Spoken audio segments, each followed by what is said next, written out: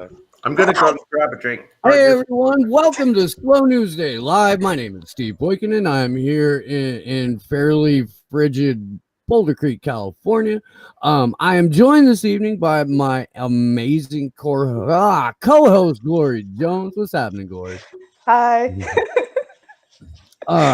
With us as always on the ones and twos is our tech ninja Sleepy Josh. What's happening, man? It's happening. It's happening. It's happening. It's how are we doing this Festivus thing? Jesse Zerwell popped in. Yeah. JCap for having me on. And some other people are gonna pop in as well. It's gonna be what I hope to be a tradition here on Slow News Day, where we have our communal Festivus. Now, I did not watch Seinfeld in the 90s. I didn't. Me neither. Doing drugs in hotel rooms and traveling around the country. I did. Not a It's lot all of give a damn for must see TV in my world. But I mean, really, I have seen clips of Festivus. And I am here for the airing of grievances. I'm going to go first, and then we could just kind of do a whip round here. Let's see. Here we go. My first grievance of the evening. Breaking video, Israeli Defense Forces have targeted a number of military sites in the vicinity of Syrian city Masyaf, which includes sites belonging to the Iranian Quds Force. So my first grievance is that for basically every Christmas Eve for the last decade or more, Israel has bombed. I would like to say from the bottom of my heart, fucking apartheid state, and fuck anyone who thinks that creating the world's largest open air prison is a reasonable solution to a centuries old conflict. But yeah, I mean, are you fucking look, dude? It's like 200 kilometers away from here. Ooh, I mean, we know who bombs people on Christmas Eve and Christmas morning. It's the Israelis, you know. But I mean, also, I wouldn't put it past the United States and our drone program. Well, everything the Israelis do is essentially greenlit by the U.S., whether before or afterward. So I don't think there's any doubt that the U.S. had a part in this, whatever's going on. I don't know what they're targeting. Does anybody know what kind of sites the Israelis? It says military sites in the report that I read, but that's the initial strike. Traditionally, when the IDF does their Christmas Eve missile strike, because who doesn't enjoy a light show on Christmas Eve? They wander over into civilian neighborhoods, but they usually go for whatever military installations they can find. Because when you bomb a military installation, apparently that gives you a cover to commit murder. Right. I don't really know exactly how that works, but apparently. The only thing, it's like if you can't get the world to hate Syria because they're onto what you're doing, you just take out all their capacity to defend themselves. Yeah. Yeah. No, it's disgusting what they're doing in Palestine. And I don't say it enough, but fuck Israel. Fuck the Zionist occupation. And also fuck Israel, especially for hosting a lot of these programs which train American cops to kill Black and brown people back home, because who knows more about the prison industrial complex and killing Black and brown people than the arbiters of the largest open air prison, that is Gaza. So it is no coincidence that since the partnership program began between the IDF and U.S. police forces, that the police have become increasingly violent. We've seen the police in general use the exact same tactics that IDF soldiers use on Palestinians. I mean, it's horrifying. Pretty non-discriminatory. Yeah, so primarily you see our cops go after black and brown bodies. You do, but in the case of journalists, it's open season. It's anyone who looks like they're not getting back into a CNN news van. And in fact, we drew several parallels on the Free Assange vigil. During the like 2 really bad weeks of journalist attacks following the George Floyd protests, when they were really at their worst, but we made sure to draw parallels to that, because you can watch a side-by-side comparison on video, and it's the exact same formations and tactics that are being used again against journalists as the IDF uses on Palestinian citizens, on people who are reporting, on journalists who are reporting on the situation on the Palestinian side of the issue, like not of the issue, but on the Palestinian side of the event. You know, if you're standing on the ground in Gaza, if you're standing on the ground in Jerusalem, but you're with you're with Palestinians, you're a target. Right. And we've seen that. We've seen in the Great March of Return, a horrendous number of people sniper shot, including journalists, including first responders, who were told, and I think rightfully so, to laud in the U.S., especially with the pandemic. I have family members who could be considered first responders. But I guess Palestinian first responders don't count as much. One of our friends was killed with a press jacket on. Yeah, and that wasn't the only incident. I know a lot of members of the press were killed. And just to expand on that a little bit, one of the sickest things about it is that the directive to take out these people with sniper fire, it comes from the top. I think it's in Haaretz. I might be wrong on the publication, but the top Israeli official came out and said that, basically the decision goes upward through a chain of command, and there's somebody, like the way Obama signed off on drone strikes, there's somebody who signs off on sniper shooting a child in the head, and they know exactly what they're doing, and they pick people purposely and purposefully. So I think that's just the fact that that's going on. And then there are so many just hypocritical things involved with that. Everybody's always been like, well, where's like the peaceful Palestinian protests? Where are the nonviolent protests? Here you have people, like a mass amount of people involved in a nonviolent protest. And you're talking about a kid with a stone against a tank. Yeah, and they're getting they're getting sniped down. So I think I think one of the things is they know they're unaccountable. Like Trump is now pardoning all the American soldiers that did any war crimes ever because they're American and they're brave and this. But it's also the fact that like they never get taken down for those stuff. Like in Jordan. In the Israeli embassy, there was a couple of Palestinian local people shot by an Israeli guard. When they got back, they got a hug from the Prime Minister of Israel. It was like, wow, you've returned safely. We're so happy to have you back. And I mean, it's almost, it comes down to the education. I used to work with Israeli and Arab kids together. And it's the idea of a two-species mentality, which comes from the age of 2. And some people spend their whole life trying to figure it out and get out of it because they know in the heart that it's wrong. And they go to India, they go to Brazil. And my heroes, when I was working with those kids, and I was trying to help, I helped about 12 young Israeli kids to not go to the army. And my heroes were the guys that said, I'd rather go to the prison. Or one girl, she just went to the interview and they just like sat her down, said, what are you going to do in the army? She wouldn't speak. And after like 10 minutes, she said, I think the only three things in life that are important are love, beauty, and freedom. And they said, we can't use you. Go home, because actually they have too many girls than they can use.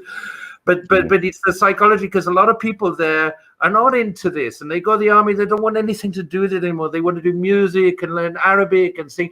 Yeah, and it's they don't feel that they can make any difference, because the budget of the military and is so big there, and they need to feel that it's a tiny country, and they have to make a difference because it's their uncle. Mm-hmm. You know? I feel as well too, to add to that there's a there's like this societal sort of schizophrenia, because Israeli soldiers are conscripted. It's not volunteer. You have to serve once you reach a certain age. And you know, we're talking, like you said, we're talking about people who typically work as, you know, doctors or dentists or admins, or maybe like in technology in some sort. You know, these are professional class people by and large, and then you throw them into this environment where it's essentially been no holds barred against Palestinians for 70 plus years. And I mean, I just, if you're used to kind of like the typical 9-to-5 way, I think you can just very easily be manipulated into killing a Palestinian. It just, you have that mentality where like, oh, well, it's my job and I'm here and I got to do it. So, and it's just a Palestinian, right? Just another sand nigger or raghead, right? So, I think that's a pathology. I mean, if you successfully dehumanized your enemy, then yeah. If you've taken away all of the personhood from someone, then it's certainly, you know, much easier from a like programming standpoint. It is a psychological bubble. They're not in the same world as the people around them. It's like a bubble. You cross the border and you're in like another zone, another reality. It's a way of thinking. One of the things that is not discussed is like who lived in these houses before us. Right. And it's not allowed to be discussed. And at some point they start to think about it, they're like confused. You know, they're confused. They can't figure it out. And so the media is trying to repeat, oh, I went to the desert and there was an Arab and it was so dangerous and things like that. And yet a lot of people have Arab neighbors. A lot of the Jewish people, if you go, you see, my work is about showing how it was 100 years ago when everybody got along and saying this is possible and this is what it should be. Mm-hmm. And we know that before the creation of this, it was the same guys organizing the banking, organizing the creation of big militaries, and all of this anyway. But those people, those old people from Jerusalem who originally said we used to live, we were like family. We didn't ask each other's religion in case somebody thought that we'd treat them differently. They're ignored. They're almost like people quite don't actually want to know that it was okay. Now, in the Palestinian communities, you ask any of the elders that say we don't have a problem with Jews. Jews are our neighbors, our doctors. We used to like do the shoes together and whatever like this. I mean, and some family in Tiberias, they said we were like family, Christians, Muslims, and Jews. And the problem is that that's not the narrative that sells division. So, I mean, I'm sorry to come back to the dreams, but I had this dream that I was talking to Netanyahu in a cafe, and I was telling him, like, there's no Jews and Arabs. That sounds like a nightmare. And that's the point, is that maybe he's not even caring about who is profiting from all of this. He got what he wants. He's very racist. And I look at him to see if he was listening. I said, there's no them and us. And his face was covered in flags. And it's this idea of countries that's been imposed upon this region, which really wasn't here in the Ottoman times. It wasn't here before. You could go anywhere with a camel. You just go there. Nobody's going to say, this is my, you know, where's your passport? So this idea of countries which has been set in within the whole world as almost like a control mechanism in the last time has stopped the traditional close family, whatever, historical relationships between people from being significant to being different. You've got instead administrative hierarchies.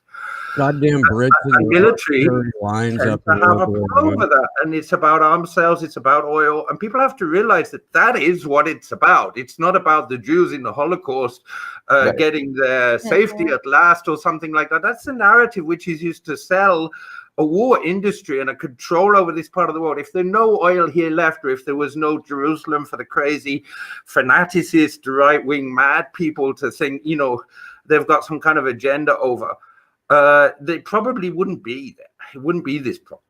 Yeah, and I think too we have to call out the British Empire and the UN for the Balfour Declaration, which essentially was this Orientalist self-entitlement to carve up this land into, you know, ideally it was going to be half Jewish, half Arab. This was before, I think, even, I suppose Israel, the name was around, it was a concept, because, you know, Zionism predates the 20th century by Zionism had influence on the Zionists had influence on the British to come to that decision. That wasn't a universal decision.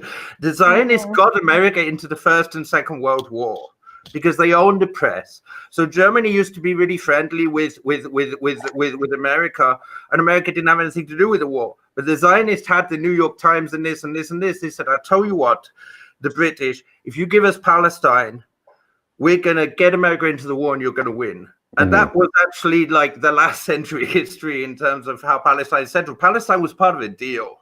Yeah, exactly. Yeah. Yeah, and it's just it's sickening to think about that, because you have millions of people living there in both Gaza and the West Bank, and there's no, even when you hear diplomats speak about it, especially US diplomats, there's no really acknowledgement that like human beings live there. It's like this stupid, almost infantile language about peace processes and coming to the table, and you know, we've all heard this stuff before, and I just don't think the West, especially the US, and certainly not Israel, they don't care about Palestinian self-determination. I mean, that's why Israel continues to build illegal colonies in the West Bank, continues pushing toward the Jordan River. I mean, you can go on Airbnb and actually rent places that are like almost as far out as you can go in the West Bank. Like they're right near the Jordan River. Like you can do that through Airbnb on stolen Palestinian land. And I think that just brings up the point too of the two-state solution, which is totally dead. I think there just needs to be one democratic country that I think so too. Look, Jordan recently came back to the deal. I felt it. I'm sensitive. I felt it coming a year before. I was warning people. I was trying to contact diplomats, and I know some ambassadors and stuff. I was saying, get ready and have an agreement at the Arab League of what your counter deal is if you don't like it. But the problem is here, people are so tired out, they just say like, well, let's wait and see, let's wait and see. That is the most dangerous position you could be in, because you can see what they did in Iraq, you can see what they're doing. You can't trust that maybe some good comes with another election or something. Like, it's just not going to happen, but they don't quite got that grip. They're also in the political narrative, you know? So when that deal came, I knew it was happening and I could feel it. And honestly, recently the Saudis came out against it. And they said, you know, you've got nuclear weapons, you're not declaring them, you shoot people indeterminately, you're just taking people's land, whoever you like, you don't care who you kill. And that was a very, very important step back against it, because they're pushing for... Like, it only took them 2 years. All about money. But at the same time, they say, we made peace, we made peace. They bombed Gaza daily, every single day, and nobody knew. At the same time. Nobody knew. 10 days, 11 days of bombing of Gaza for no apparent reason. At the same time that nobody knew. At the same time that Israel is launching their missile attack on Syria tonight, Bibi, Merry Christmas propaganda for the West. It's vile. I mean, just flat the fuck out vile. I had to send Vanessa Beeley. I hope you're not anywhere near that shit. Are you? Text message and a topless pic. Is she there? Oh. I'm kidding. But I did send you a, I hope you're okay text message. Who wants to air a grievance? Perfect time to change the subject, Steve. But you know what? I do have a grievance.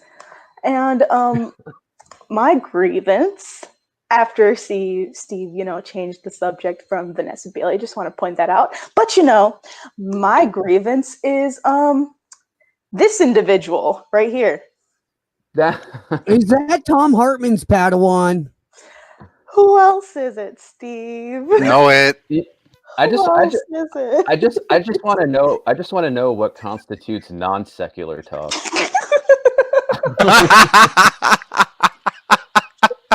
I mean, that would be, Bam! That would be a sermon, wouldn't it? Yeah, Steve, you're or really any theological conversation, I suppose. Listen, all I'm saying is like, really, Kyle?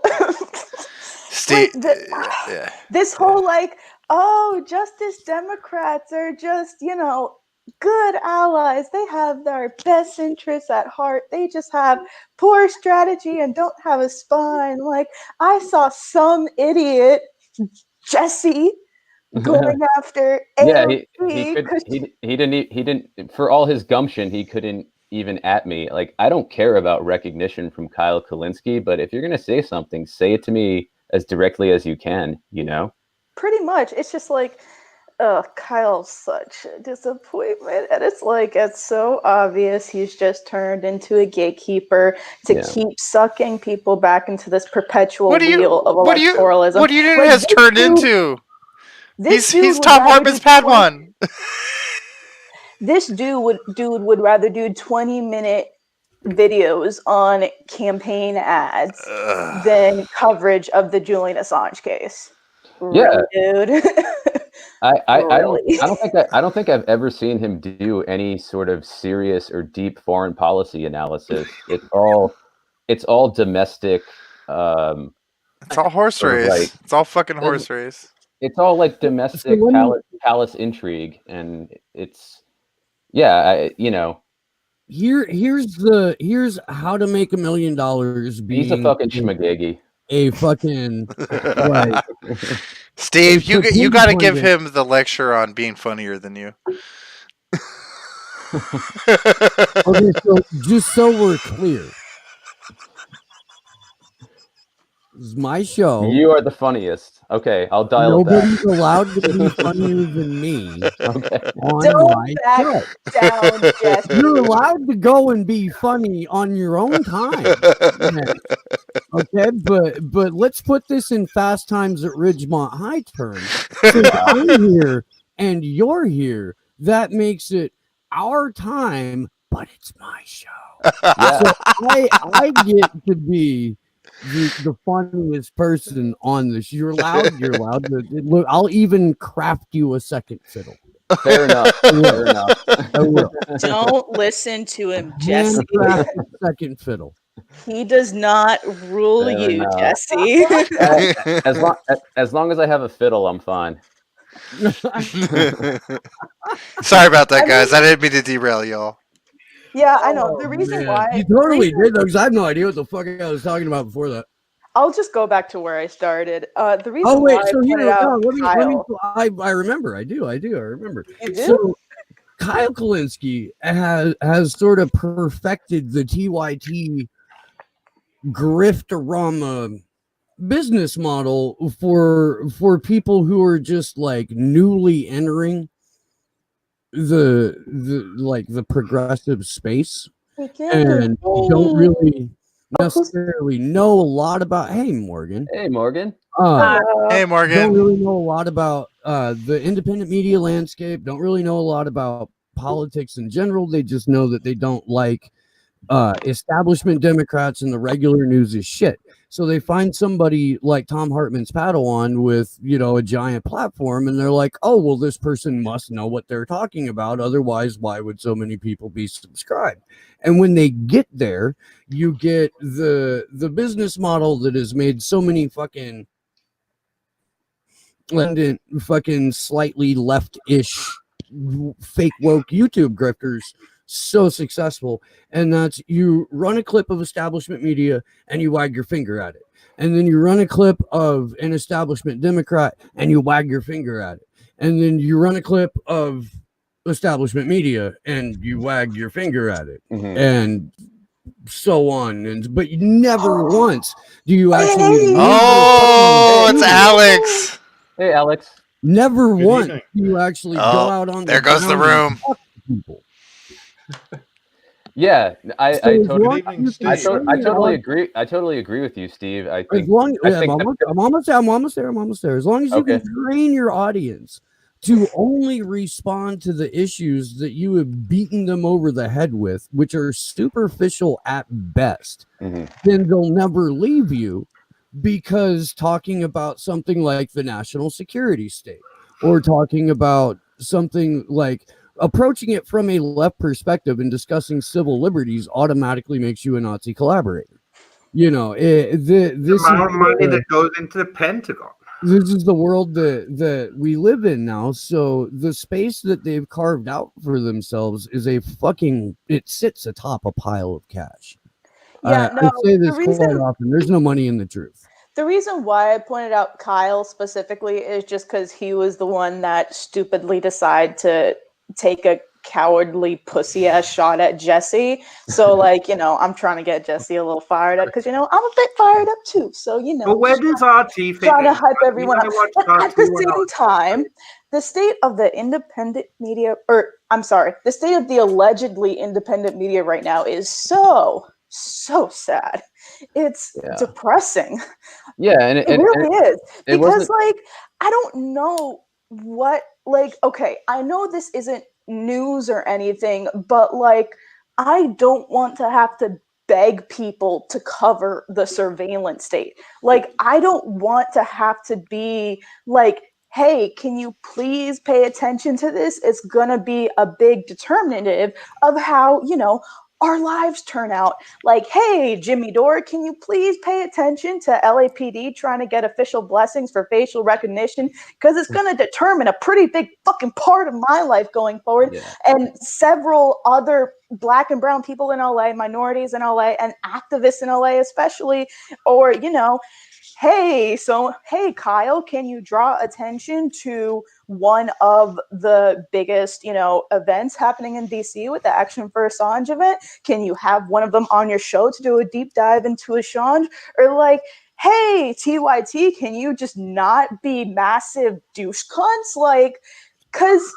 No, they can't. Alex Davidson and Morgan Archie, thank you for joining us on this Festivus. In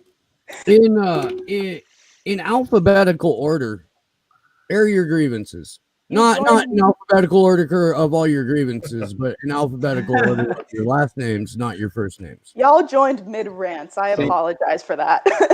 You make me feel like I'm back in grade school again when I'm always last because my name starts. We'll go in reverse order. You know what? Halfway through Jesse, go first. Jesse, you can go first. Steve. Air them fucking grievances. Come on, buddy. Fucking school teacher head ass. I ended finals for a reason. This is my break from school, you dick. Hey, look, if I don't see notebooks soon, then I'm kicking you from the call. No, you ain't. Go fuck yourself. Email me your notes right now. I'm the only one that can boot people, so you good. You know what? Actually,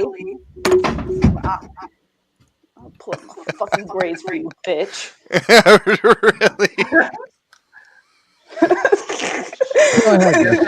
Well, let me just say, as far as Kyle Kulinski goes, I think that a long time ago he set parameters for himself that he swore to himself he would never step outside of, and that's what he's been doing. And I think he found those parameters when he started getting followers, when he started getting successful, if you will, and he's found what works for him, and he's just going along to get along with that because that's what works for him, that's what's beneficial for him. And I don't think he's an honest actor. Do I think he wants to be the first YouTuber to get Stephen Colbert's job or Jimmy Kimmel's job? Yeah, I mean, Fallon's job. He's surprised. A milquetoast, non-threatening white dude who never goes deep into a topic. It makes him the perfect fucking late night television host. Yeah, I think he wants to parlay that bullshit into a. Is he related to Chris Hayes by any chance? People like what they're comfortable with. If they can feel that something that's familiar to them is making a change, they will jump on glorious bastard, Glory. It's going to change itself. We don't have to do anything. You know, people like what their life doesn't involve that much actual change of their own behavior. But I think this surveillance thing going on, we're actually reaching a crisis that we all feel it underneath, but we can't quite decipher what the answer is or what the exact ingredients are because they're very step by step about what they're doing. People like Whitney are saying, look, they're going to do this in 2 months' time. And she's right. And yet at the same time, we're not, Yanni, arranging the emergency preparedness amongst the populations around that we need to be. And the populations, they're step by step there. I've been talking to some of the brainiest people here in this part of the world, and they will agree and they will understand, but it's new to them. Right. It's new to most people to think that much out of the box that we do, because what they're doing is really out of the box. In a way, it's really like, in terms of what people know, it's unfamiliar. Like, imagine yourself being in China.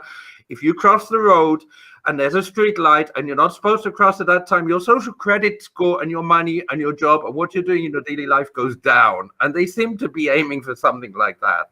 Wow. I didn't know that it was, I mean, I know it's been horrendous for a long time now. I didn't know it was that, it's gotten that micro. You go to the street and say Uber. The Uber comes, it takes it already off your bank account. As far as I've heard on videos, I mean, that's the videos they're putting around to get people used to these ideas as well on YouTube. When you just leave the YouTube running, it always comes up with a pile of yen. Yeah. Did we actually get to your grievance, Jesse, or did we just go off on? Yeah, I'm not going to waste any more words on Kyle Kalinske. That's all I have to say. That's fair. And this is why I love you, Jesse. Actually, the last thing I'll say about him is that he's, for somebody who claims to be a journalist and have a way to turn a phrase, he's a pretty poor writer. So handle his tweets with caution.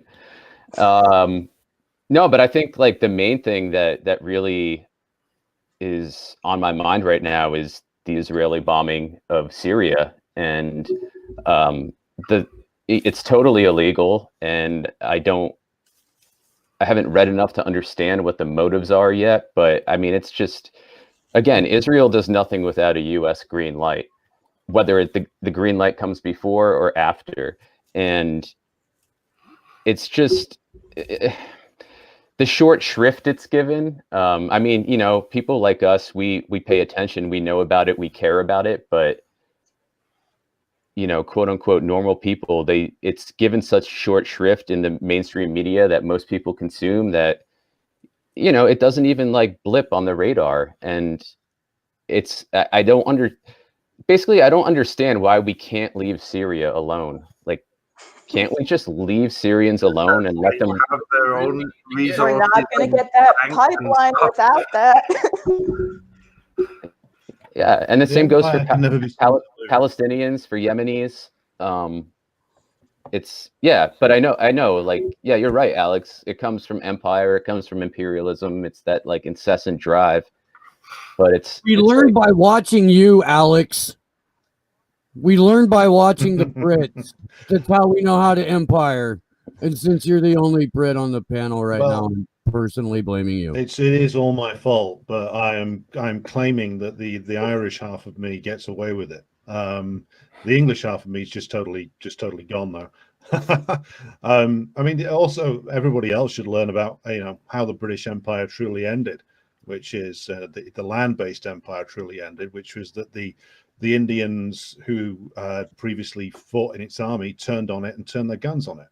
I mean, it wasn't Gandhi wandering around doing marches. It was the fact that the system that they put in place, playing off different landowners against each other, playing off different sectarian religious groups against each other, finally, for a moment in the middle 40s, completely fell apart. And the whole Indian nation basically turned around and pointed their guns at the British occupying army. And then Clement Attlee, the Labour Party Prime Minister, who was opposed initially to leaving India, said to the general in command, "How long can you hold India with just British troops?" And he said, "Well, about 3 days before we're all dead." And that's how they got rid of the British. But of course, the British had a trick up their sleeve, which is that they carved India into 4 and introduced the sectarian statelet of Pakistan, which they declassified material said had been created specifically to weaken an independent India and make sure the British still had an in and still had, they described Pakistan as a landing strip for the Royal Air Force. And so I guess I've kind of monopolized the time. So we're now on to my particular grievance, which is the one of them anyway. I've got a book here somewhere, but it's the continued veneration of losers like Jeremy Corbyn and Bernie Sanders by people who at one stage appeared to know better, but now just spend their time weeping over the graves of these like fallen non-heroes. Even people who I kind of respect, like the guys who run Declassified UK, saying, "Oh, Corbyn cares so much about people, and that's why he wasn't allowed to be prime minister." And I'm thinking, well, if he'd have cared that much, he'd have done something. If he'd have cared that much, if he'd about, say, what Jesse was mentioning, the situation with Israel, its role in the Middle East, the imprisonment and murder of the Palestinian population. If he'd have cared that much, he'd have fought back against the bogus anti-Semitism scandal. He didn't. He just accepted it and rolled over and died. And now people want to give him credit because he goes out and he gives some, throws a sandwich to the homeless. Well, if he wants to do that, then he should apply for the Anglican priesthood. I hear they're recruiting. He should have stayed the hell away from politics. And he's been in that world for a long time, though. Do you think he's able to see outside of it, like people who have lived in communities of 2,000 people in the field together? Like we imagine these people have the conceptuality of things being completely different, but if you're all the time in the Houses of Parliament, how far can you see outside of that worldview? He's been in politics as long as I've been alive. He's been in the House of Parliament since 1983. And the salary for it now is around about £85,000 a year, which is about $150,000 a year, maybe more, and a 37-year-long lifetime pension from the state. He ain't going anywhere, nor was he ever going to overturn that, nor was Bernie Sanders. And yet you get these fools still running around and trying to make excuses for them. Oh, it's not their fault. Well, these two guys. Well, I'll focus on Corbyn because it's my country, and it was for a little while my party. He had an unrivaled opportunity to actually challenge the things he supposedly held dear for a lifetime, and he walked away from it and left nothing behind other than Keir Starmer standing awkwardly saying that he agreed with Boris Johnson basically every week for the entire year, concluding with today where he said, "I will vote for the trade deal to leave the EU," which used to be his centerpiece issue, was he was pro-EU, and now he's signing up to this trade deal, which is supposed to make us leave. Should make you suspicious that he is, but that was Corbyn's legacy, just this plastic gimp that he left behind, and a sea of simps just completely fawning over him. And then you see all the Sanders people getting triggered because their guy was out there lying to them again on behalf of the Democrats about this stimulus check that Pelosi he's trying desperately not to pass, but Bernie's running around saying that she is. It's just pathetic. Yeah. And I'll add one more word about Mr. Kalinske, which is he is what you get when you're just first out of the gate. He was the first youngish guy to actually have a successful YouTube platform. That's all he's got going for him. That and the fact he looks like the kind of guy who'd try and sell you a very bad bag of pills in a club toilet.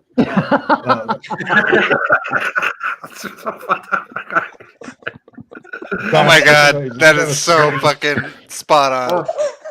I mean, sweaty, twitchy guy, like he's a little bit too well manscaped to not be a bunk ecstasy dealer. Yes, Well, he really is. Like somebody's out in the room sells drugs, I promise. Is he at least hawking Percocets? It's only if like grandma got a new strip. Well, Sean Atwood's a born again ecstasy dealer. Like he doesn't do it anymore now. He does good stuff. Well, I don't either, man. But when I did, it was good fucking E. I can guarantee you that. I test drove it myself. I did one comment in response because this subject come up. I think the biggest thing about Bernie people are not grasping. I mean, first of all, obviously, you know, he didn't fit the narrative, and if you don't get in because they own fucking everything. But I think that, look, Israel said this guy's a threat, and then like 2 days later he disappeared. But the main thing was not him. It was the fact. I mean, he did have a bird come and land on his desk, like give him that. You know, the main thing was that tens of thousands of people were getting together with another state of mind to what they're getting through their box. And that is powerful. And it doesn't matter how, you know, who determines the narrative determines the outcome. It doesn't matter what the news says about stuff in the end of the day. If the people's psychology is in a different space, I've seen people who are heartbroken. They want to commit suicide because Bernie campaigned after the joy they felt at being together with 20,000 people that felt the same way about the economic inequality and things like that. It was like, wow, yeah, we can make a difference. And the politicians say, we've got your television, you can't. But at the same time, like, that is powerful. So those things, don't put it all onto the person. Like, those 20,000 people are also a part of that. And I think that the people that, I don't know how it is in England's a hard place to be psychologically. I know that. I was born there. So I don't know how that panned out with Corbyn. I know the Jewish lobby had a real go at him, and they have fingers in bloody everything. So, but at the same time, did you have that feeling of gathering together behind him, or like they had like 1,000 people at Trafalgar, 1 million people at Trafalgar Square with David? Is there that feeling in England that people want something else amongst the population when they gather? Oh yeah, there is. I think the reason why he was done in was to jump off what you were saying, because he was the first to come along for quite a long time, to actually in any way pose a challenge, which is why he had to be destroyed and the potential had to be destroyed with him, to the point where the man himself became complicit in the destruction of it. Because what I don't think he realized, and certainly the people around him didn't realize, was it doesn't take very long before you run headfirst into the British ruling class and their interests. So even the really mild program that he had, and it was a very mild, very basic social democratic program, was too much for them. And especially on his two big areas of foreign policy criticism was Israel and Saudi Arabia. Well, if you know anything about Britain, its influence in the Middle East is based on the fact that we helped to create those two countries. In fact, in both cases, they wouldn't exist without the British Empire. And the continued British influence in the area, including every oil deal, arms sale, every piece of finance capital investment we've got going, is largely dependent on those two relationships. And anything that threatens those, they will hammer it to bits instantly. My bugbear isn't really with Corbyn himself, even though he does wind me up. It's more with the people who I knew who were around him, because I knew people who were in his inner circle, and who at one stage in their lives should have known what was coming and should have prepared for it, but they didn't. Their advice to him was just, surrender on this, surrender on this, surrender on this. And by doing so, essentially, they just gave the whole game away. So I'm kind of mad at them, but also the fact that we had the potential, every time there's the potential to do something, what you see is the fact that the left in this country is so completely hopeless, because it's just completely incorporated into the state machine, right down to the trade union leaders at the national and the local level. They're all essentially an adjunct of the state machine. So every time we get something like that, if you go through the traditional channels, you just end up exactly where Jeremy Corbyn is now, which is doing YouTube videos with bad effects that I could do a better job on. So yeah, I guess that takes me to the end of my ravings. I guess that makes it Morgan? my turn then. Hell yeah, Morgan, for the love of God, jump in.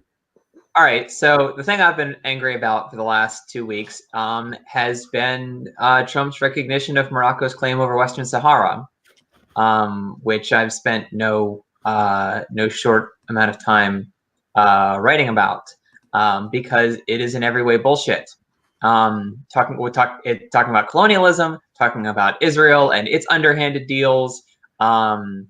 You know, I mean, it was a trading of recognition of one occupation for recognition of another.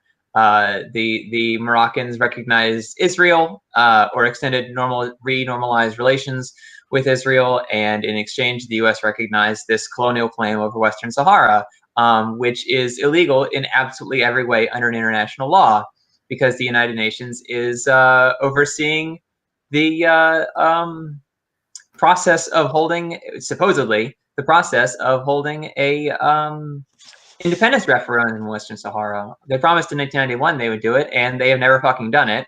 And a month before Trump issued this bizarre proclamation, the U.S. voted to extend the UN's mission in Western Sahara.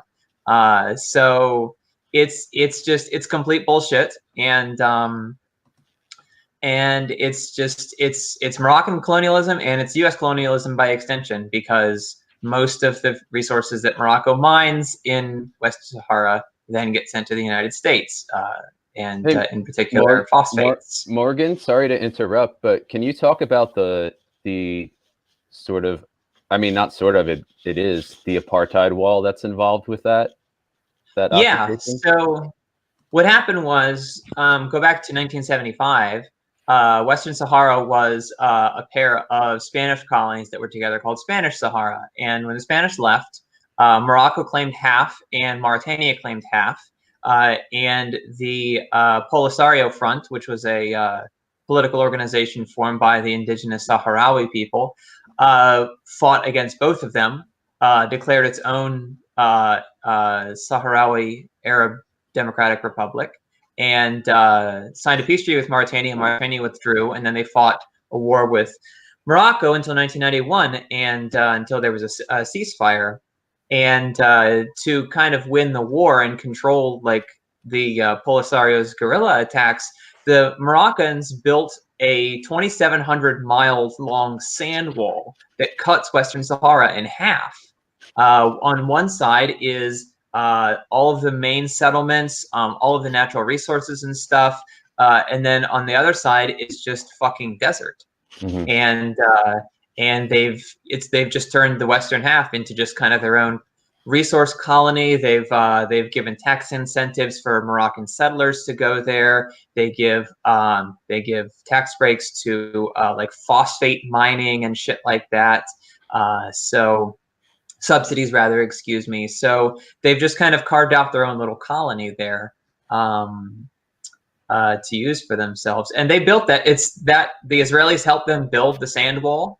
Apartheid South Africa helped them build the sand wall. They got kicked out of the African Union for this shit.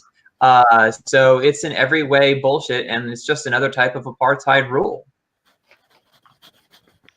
So why they killed Gaddafi? He just wasn't having that kind of shit going on. He had a lot of power. And he planned to stand. I mean, he planned to stand up to the IMF with the Libyan currency. The whole thing. He wanted to see Africa get its stuff back and stop the Western country just stealing it all to make themselves richer than the rest of the world. That's it. And right, Libya was the primary financer of the African Development Bank. Sorry? I said Libya was the primary financer of the African Development Bank. Libya and Algeria put up the primary capital to start it. A country that consumes more than it produces, taking it from somebody else, and then that's why the first world exists, because the third world exists. That's the neo-colonial racist economic system setup. And it's no coincidence that Libya and Algeria were also some of the primary supporters of the Polisario Front too, in the 80s and the 90s. So. Yeah, and Algeria, Morocco thing, by the way. What's Algeria's stance on this? Do you know? Well, I know Algeria supports Polisario, and I mean, they kind of all fall on opposite sides anyway. I mean, the Algerian government is still, the same revolutionary government, more or less, that took over in 1963 with the National Liberation Front. And they've always kind of taken this anti-imperialist stance. They supported Polisario. They supported the liberation wars in Mauritania and Niger and Nigeria and Congo and kind of all these other places. And, really they bought all of like their military stuff from the Soviet Union and traded with China and Yugoslavia and stuff.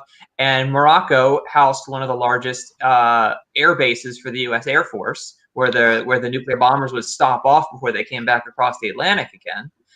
So the U.S., has given Morocco billions of dollars in foreign aid. We give them money through the foreign military sales program, where we literally give them money to turn around and buy military hardware from the United States over again. So kind of left and right, the U.S. has provided.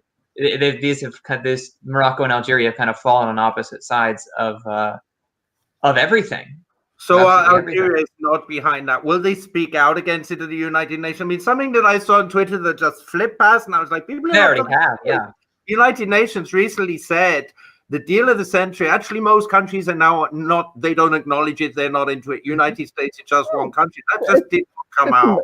It's one of the most ridiculous blueprints I've ever seen. I mean, the tunnel from Gaza to the West Bank.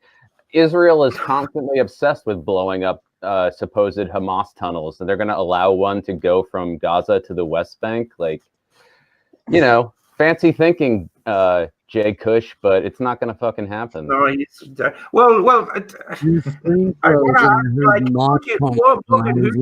the fuck is a moth tunnel? But it was just your internet. What? No, not a moth tunnel. Okay, so this may come as a surprise to everyone, but I'm a little high. I thought you were more high last show. I felt really, Steve. No. It's weird. I think it come across as a little bit more off when I'm like bone fucking sober. I mean, I don't mind saying anything twice, so it's okay. I hate saying things twice. Listen the fuck up. God. Here's the internet and it froze, and it sounded like I've already explained this, and now I'm doing it again, Morgan, because I have to. At least he's not. What happens with you is it'll like pause for a second, and then I'll get like 30 seconds of what you just said in about 5 seconds. Ooh. That's what mine does. Ooh. God, you know what? At least I want to ask you a question, because this Steve has a green screen today. Thing and all this foreign policy stuff. Look, I want to talk about Trump, and I tell you why. I had a dream about him as well. I actually had an exhibition in Washington at that time, and they fucking stopped me to go there. But I had a dream that I was going to talk to him, and I was just like basically telling him, and he wouldn't listen to me until I just repeated myself until he realized he wasn't listening. He was just talking. And I said to him, everybody in the world can get along. And the thing is, I see him as like a dumb guy that just knows about business and money. But the question is, he didn't cook up these ideas himself. He didn't cook up a trillions of dollars bailout plan, or, he might have had the idea we're staying in Syria to keep the oil in Iraq because we put so much money into it. So we'll keep the oil and we'll try and get out. Like, that's his brainwave foreign policy idea, and he. That one thing he did, which probably the other guys wouldn't have done, is he said no to that guy who said, go bomb Iran, go. He's like, I'm the boss, not you, fuck off, But the thing is, who is the brainchild behind this kind of foreign policy moves? Kushner's a young guy. Right. There's Kissinger went to Kushner with Bahrain. There's also all those fucking mega group and stuff that Whitney talks about. I mean, who's the mind behind this American foreign policy and economic plans? Like, where does that call back to? Well, Sheldon Adelson. They bring Henry Kissinger into a room. He's not a goblet full of blood and a small child and 2 goats. And that's generally the basis of how America's foreign policy gets decided. Oh yeah, that is another grievance of mine, that fucking Kissinger's still alive. And I can't throw my happy death day to Henry Kissinger party yet, even though 2020 has taken so fucking much from us. Bro, 2020.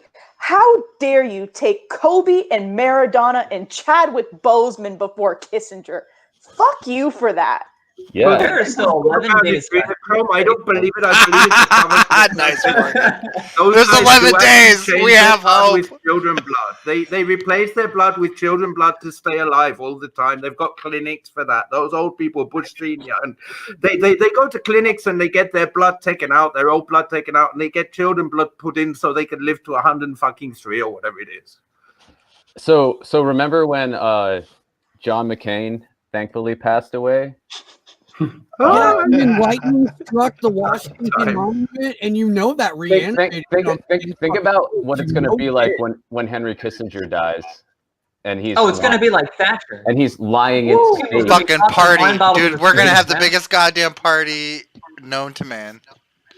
Yeah, but hey, we having a march in LA. Come through. Also think about all the neoliberal sycophants who are going to come out. I mean, it's going to be like John McCain's funeral part 2. You know, maybe with more cough drops, but it'll be worse. Oh yeah, I can't wait to hear AOC think of nice things to say about Henry fucking Kissinger. Yeah, just for like the political unparalleled example. You already know what's going to happen. He may have not always made the right decisions, but he was a very smart man. It's like 15 he just wanted what was best for years America. ago. Wait, that happened? That happened? Oh no! What? AOC's tweet when Kissinger finally, Jesus, please, Lord, please. Did she really comment on Kissinger? I don't ask you much. Lord Heavenly Father, please work your magic and wipe the devil off the face of this earth. Lord, in your son, like Morgan said, amen. we got 11 days. We got 11 days. Oh, somebody in the chat mentioned Cheney and his third heart, and I just want to say that I'm surprised that that Kissinger doesn't have his own fucking Darth Vader heart yet either. Dude, fucking Cheney doesn't have a pulse. With the shit he's got now. It's crazy. There's no left and right in the United States. Like, obviously, the thing about Assange and Russia and fucking Adelson hacking the embassy, but also the fact that, like, Trump said to Netanyahu, I'm giving you the Golan as a present, and fucking 2 weeks later, Cheney, Rothschild, and Murdoch were digging for oil with Genie Oil there and having their fucking meetings in a Trump tower. Like, it's a club. Yeah, well, it's not. You can't call it the Golan Heights anymore because it's officially Trump Heights. Trump Heights. No way. Really? I thought that was just one town. No. Did you know that? No. It's just one town, right? It's not the whole Golan. No, I think it's the whole Golan. I think when they like one development officially annexed yeah, it. I think it's one town. That's so okay. I think it's one development, but that's literally mirroring a plot point from a Superman movie. Before he like made a deal, and he's like, okay, honestly, I have Trump Heights sounds like a Simpsons punchline. Yeah, back when the Simpsons was like 2025, President Lisa Simpson visits Trump Heights. Right? No, I mean,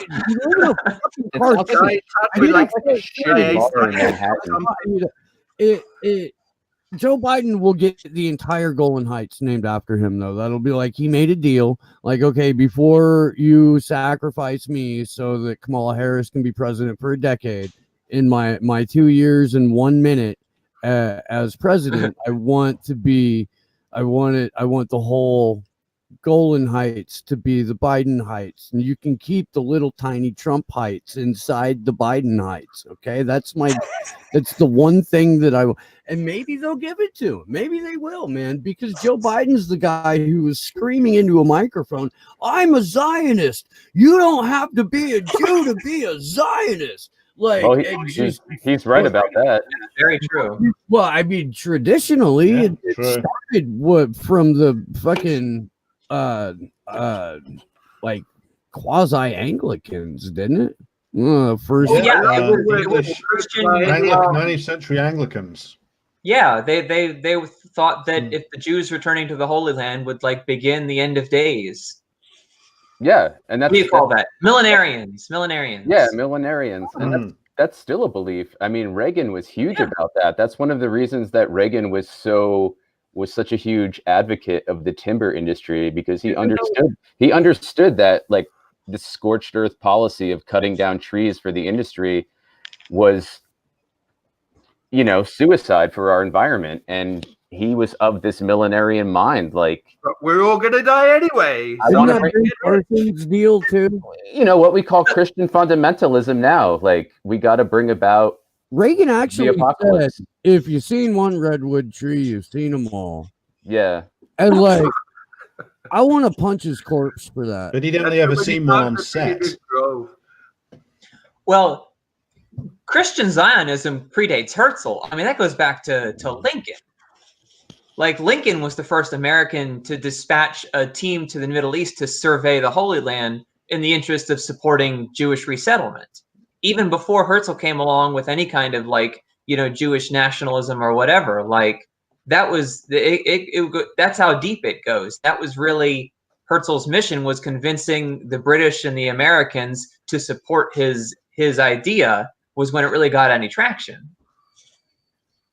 Well, Joe Biden once said, if Israel didn't exist, we'd have to create it. Like, there's no decision maker that is not at least in some degree Masonic. There's no high court judge that is not in the Western world that is not Masonic, and they have their own stories going on as well. And Zionism is a part of it.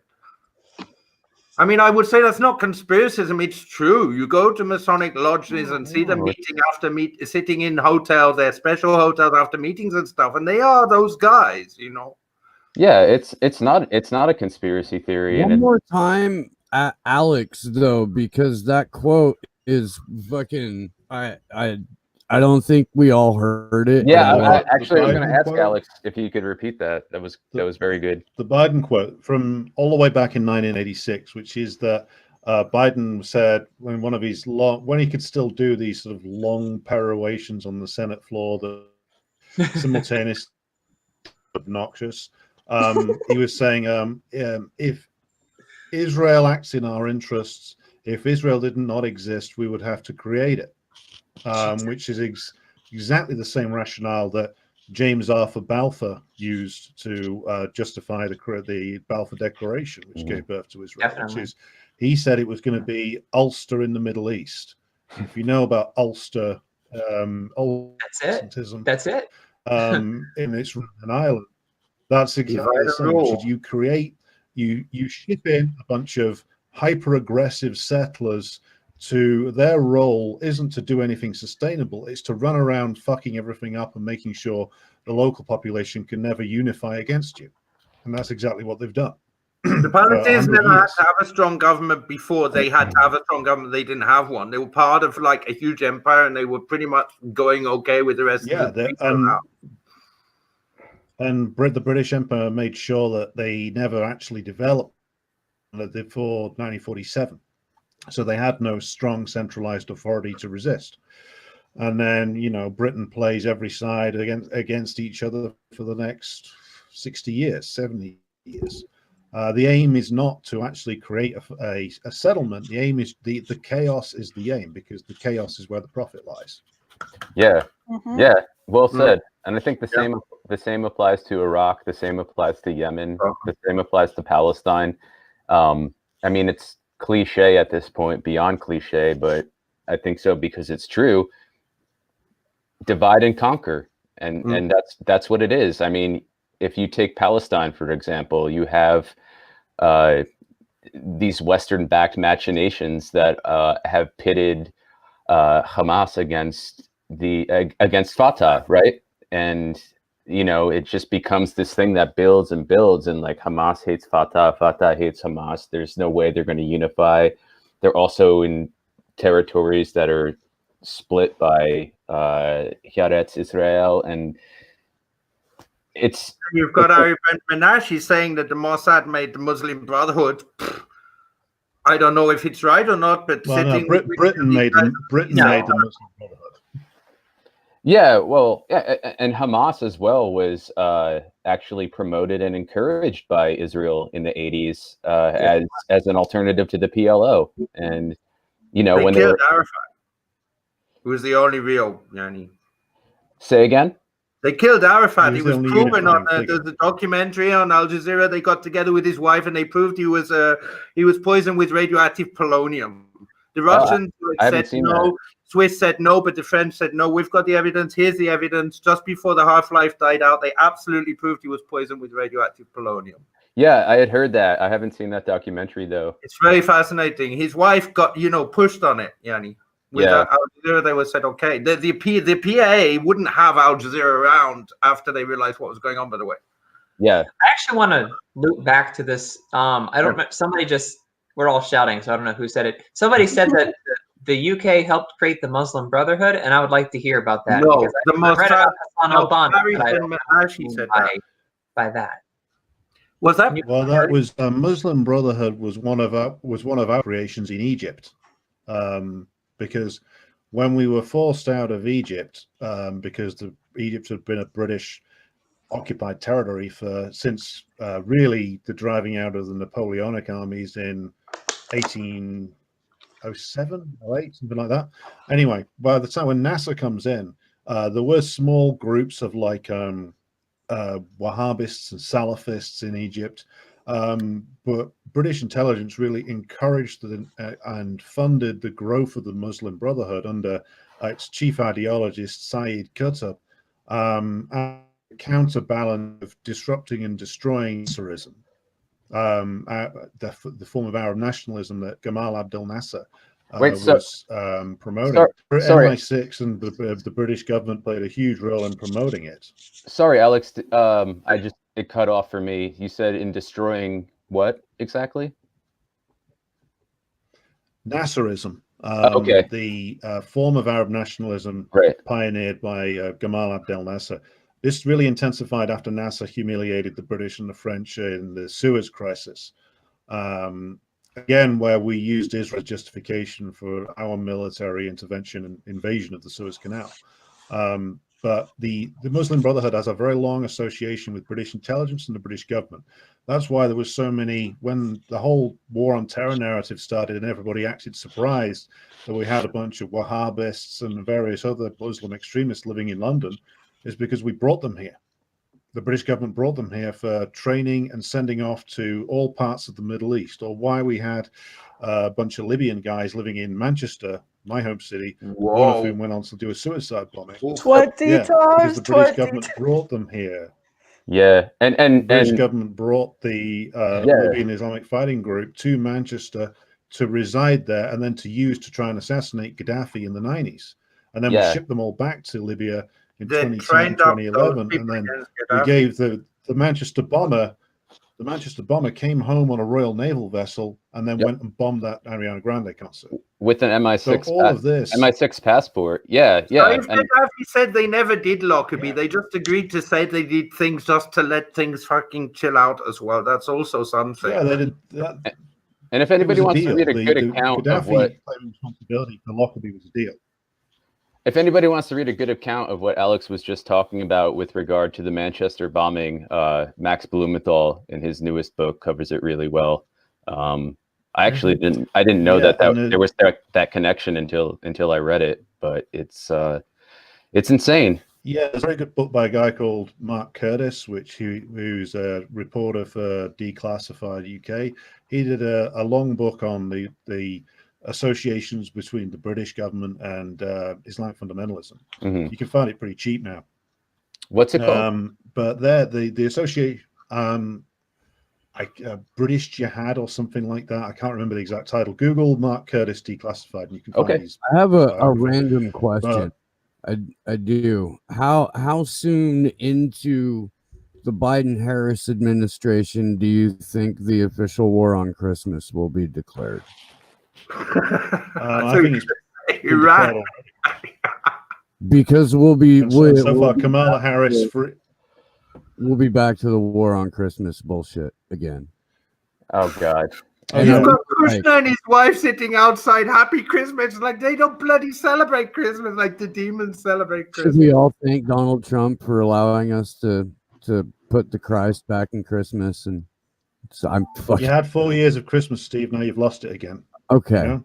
Okay. You're gonna have to be 4 years at Christmas. Now you're gonna have to go back to calling it Kwanzaa or something like that. 4 years at Christmas might fix everything.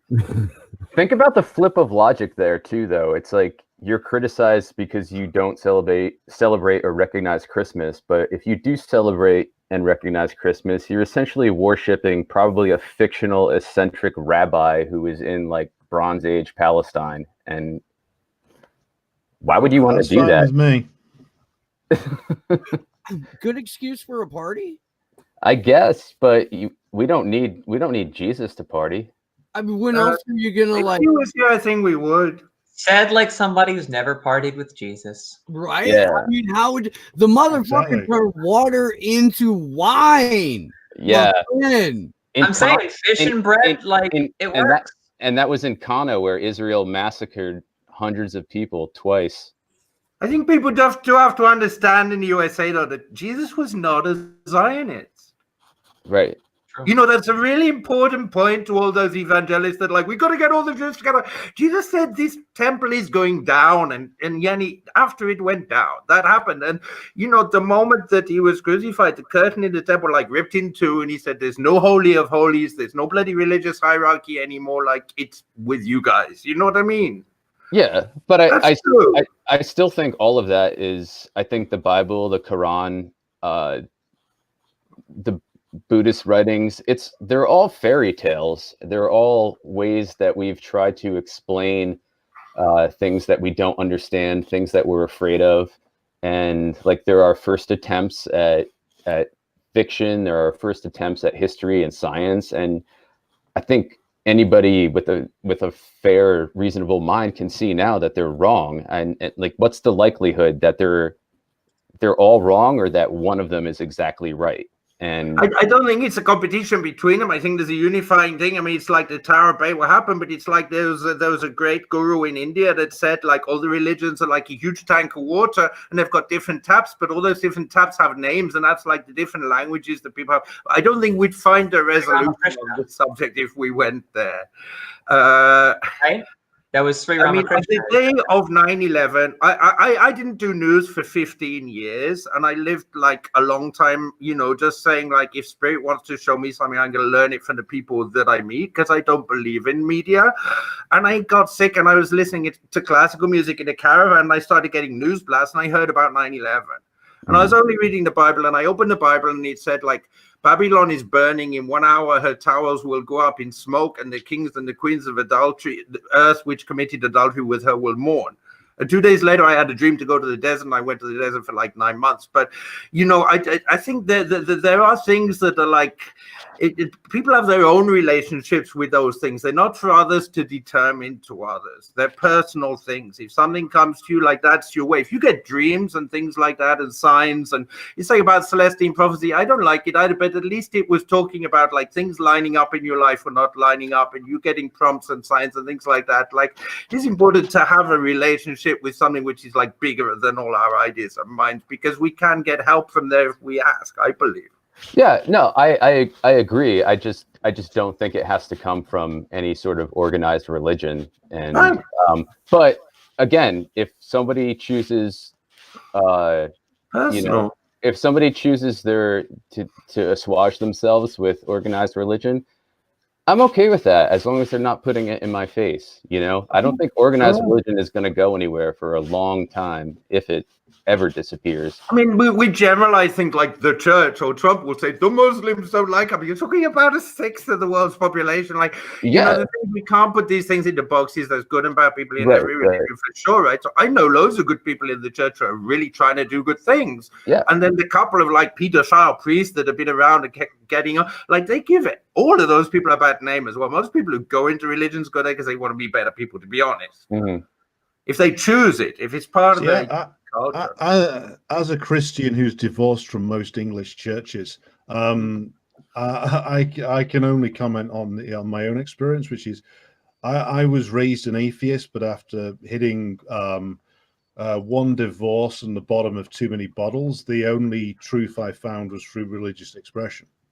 And that's what helped me actually crawl out from the stone that I was under. That being said, most English churches are run by people who are a combination of like fraudster, sex offender, and maniac. On the official English church can fuck all the way off because it's headed by the Queen, which and it was created to give Henry VIII a divorce. Yeah, basically. That's true. So, yeah. Then Exactly. again, I mean, you read the book. Now we Nothing pray to do for with the our Protestant. gracious It's got Queen. nothing to do with the Protestant or Catholic churches. Nothing. You know, Yeah. as The your man Orthodox said, are like quite incredible. If you look at the Eastern churches, like they're a little bit different also in the way that they behave, because there's not so much power mongering and stuff like that. I mean, people can criticize, and there's always going to be human imperfection, but you know, they have a way of elevating people up the ranks by like how humble they are and how much fasting they've done and things like that. And it does keep a kind of control over it. Yeah, I do love reading their text though. Like if you read the Enuma Elish, that's a good ass fucking story. I'm not even gonna lie. Near Eastern religion in general, just it's good literary work. That's what I'll say. It's one of those things that like tugs at your emotion, and that's the way it's designed to read, to kind of like, you know, pull on your emotions and passions rather than kind of ground you in reality. And from that standpoint, I find a lot of religious texts to be very fascinating. And, you know, we had the legendary Reverend Annie Chambers on the show, and she called a lot of those preachers pimps. And it was quite amazing. Disco preachers, poverty pimps, and flat out pimps. Yeah, she called Jesse Jackson a hoe like 7 times in one show. It sounds like her. No, I mean, I love Reverend Annie so much. I'll just say for myself, like I'm an atheist or an anti-theist or whatever the hell the cool term is now, but I don't believe in a god or an afterlife. But at the same time, some of my most favorite writings are metaphysical poems from like John Donne, for example, or Gerard Manley Hopkins. And, you know, they're very religious poems and very tortured poems. Rumi is beautiful. Yeah, Rumi's beautiful. Absolutely. It's out there. You know? Yeah, no, I think a lot of religious architecture and iconography and paintings, they're beautiful. Like there's beauty to find in that. I just don't think that it obligates you to believe in the religion, but that's me, you know, and I think everybody has to figure out for themselves. And people are gonna find the way, you know, along the experience of their own life. At the end of the day, people are only gonna believe what they've experienced, and if they're doing different things, like whatever it is, or if just it comes to them in their life, like Alex was talking, that, you know, sometimes something that happens that changes people's way round of seeing things, and like I acknowledge that. I don't mind if they're Buddhist, if they're this or this and this and this, right. But especially when they start talking about things in a way that I can relate to, like dreams or things that have helped them to become a better person. I don't know. Yeah. I just want to say something about what Morgan asked, because she asked about what I said about Ari bin Menashe. Just to go back, because I felt that was quite an important point. And Alex, you were saying about the Muslim Brotherhood. I mean, Ari bin Menashe, there's a show called Narrative Live, which is this guy called Zev Shalev. I don't know if you've seen him. Quite a few of the deep researchers who have also like been passing information to Whitney and stuff, and people like, I'm really involved in the Epstein case. I'm really quite close to Maria Farmer, and I have communication with Virginia, but you know, Virginia's like, but she doesn't need disturbing, but just supporting, you know. But one of the things is that there was a whole wave of people starting to put out information of different levels and stuff like that. And nobody knew if they were real or if they were Mossad, because there's obviously quite a connection with the intelligences there. They're also very good at psyops. Well, this guy Zev Shalev, now we don't believe he's authentic. But he had Ari bin Menashe on. The most interesting interview he had was with Bob Fritrakis, who was the guy who exposed Les Wexner. And I mean, he basically said Les Wexner murdered the guy who was Epstein before. You know, that's it. The previous Epstein got brought in because he was good, and the guy before Les Wexner killed him because he didn't like him. Well, Ari bin Menashe is an interesting case, and I never felt. I don't think he's a psyop, But I think there's also things that's going on with him. He did have his house burned out for speaking out. He's an ex-Mossad. Basically, he said, I'm an ex-Mossad. I was responsible to go to the president of Tunisia, Alex, and put him in, place the president of Tunisia, and instruct him that a conservative Muslim population would be most controllable and things like that, with quite a similar. And the Arab Spring, he's saying they were responsible for the Arab Spring and that they started the Muslim Brotherhood. So I just wanted to say, I will post the link to that show on the group, not to go into it too much. You can have a look yourself, come to your own decisions. And I'll also post the link to the one with Bob Fitrakis, which is quite an interesting, it's quite challenging for the other guys there, because he's really like saying it how it is. Yeah, that's it. Yeah, and just since we're talking about Northern Africa, I think one of the things that's happened in the past that's worth reading up on is the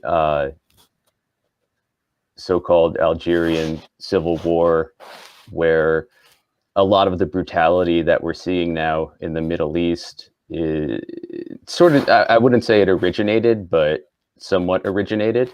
And it's also worth looking at the Balkan Wars as well. And that's when jihadists first started beheading people and videotaping them. And I think it's important to have that historical perspective, and also to go back as well to the war the U.S. essentially tried to wage through its proxies in Afghanistan in the 80s, from 1979 to the late 80s. Because it's easy to look at a lot of this stuff in a vacuum, but it's very historically connected. And I think the history point is important. And because when we stop seeing administration, and see the same things going on behind for decades, then you start to see, why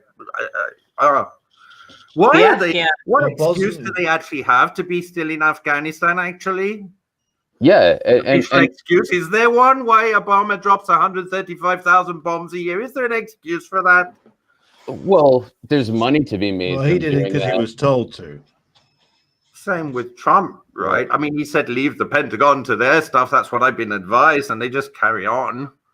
Right. Yeah, and there's money to be made from it. And we hear Trump just vetoed the NDAA, right? The $740+ billion defense budget. But point being that the $740 billion is probably one of the most conservative estimates you could give to the budget. Sure. It's well over $1 trillion.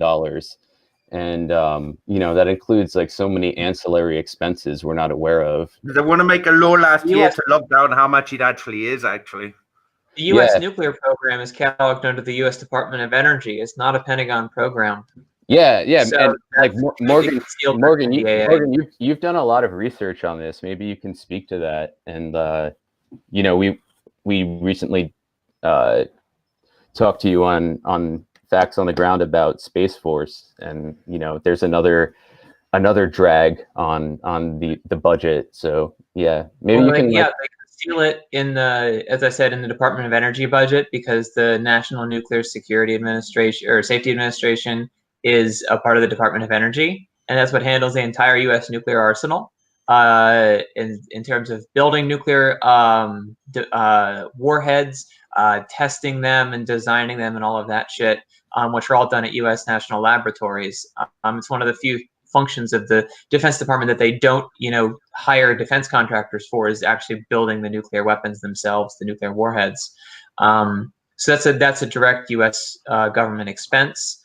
And then, of course, they hide things in the appropriations bills, which are kind of scattered throughout the year, which are totally separate from the NDAA. And so even adding up the annual cost of the defense industry is just, it's basically impossible, but it's definitely some order of, not within order of magnitude, but definitely hundreds of billions of dollars more than the raw NDAA is. Then there's also things like you have crossover programs between the intelligence agencies and the Pentagon, and their kind of ancillary groups and stuff. And so is how much of the intelligence community is really a part of the defense, apparatus, They connect to the Department of Justice with the FBI. Like it's all just one big web of, you know, repressive apparatus to keep Americans down and to keep people around the world down. And there's black budget programs too that we never get to find out how much money. Another part of it too. What's that? They can print as much money as they want as well. That's what people are not realizing. They have to kind of move it into something to make it useful power, but they can actually print as much as they want, pretty much. Yeah. Well, the funny thing is that the money doesn't have to be printed. The money is created by loans.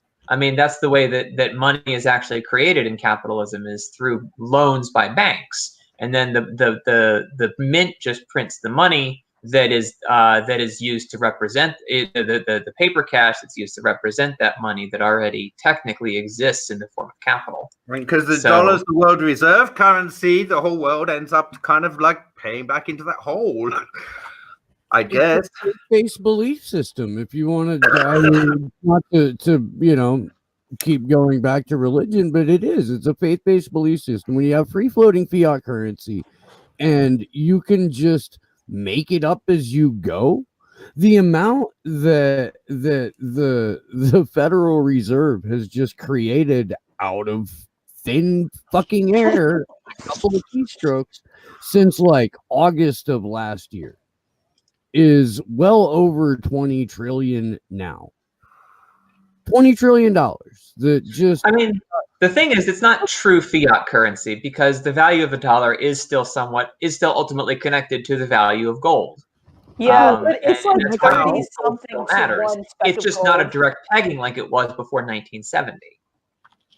I mean, it's connected to the military and our fucking nuclear arsenal. The money spent on war in 8 days could feed the world for 17 years. The success of Trump said that determines. But I think that brings up a good point that I admire what Jimmy Dore's been doing as far as, you know, like hashtag push the vote, but in his shows, there's like a real dearth of conversation about the military industrial complex and all the taxpayer money that wastes, that is just sucked up and disappeared. And I don't think you can have a legitimate discussion about Medicare for all without addressing the US's like literally psychopathic military budget.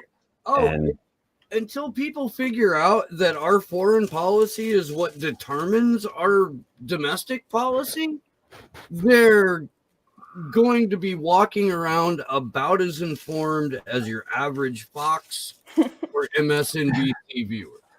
Well, and until we finally don't expect that from the media, because it belongs to them. And we have that's why we have to get into my trash are probably more clever than some.